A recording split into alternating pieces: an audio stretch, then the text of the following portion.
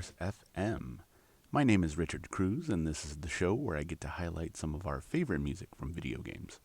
We're going to be listening to everything from classic chiptunes to orchestral arrangements. Sometimes you'll get a steady stream of music, and other times you'll get singular entries with some neat info afterwards. We're starting off today with a big one. I've been trying to slowly highlight songs from the really big games, but this week I have to make an exception. In celebration of the entire series being uploaded by Square Enix to Spotify, here is Hollow Bastion from Kingdom Hearts.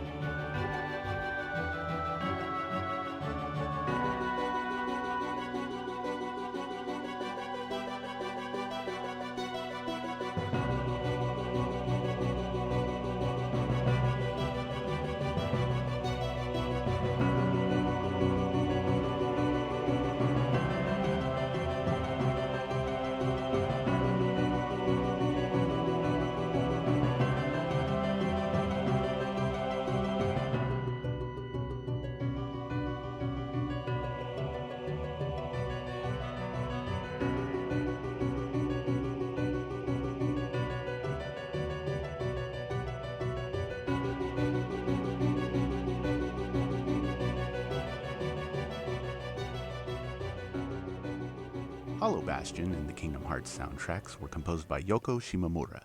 She has been active in game composition since 1988, working for Capcom until her career led her to Square Enix.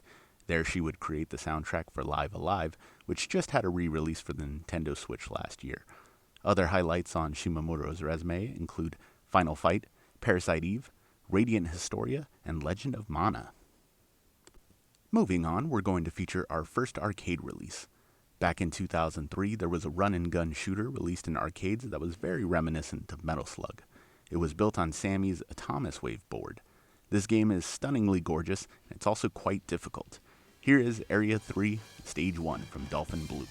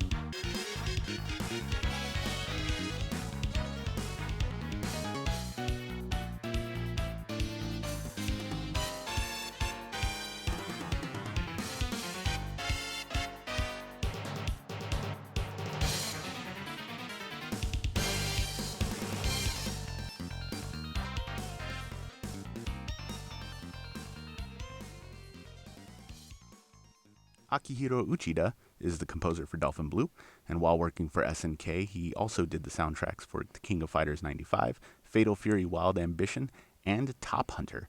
There's a really great track right there. I like it a lot.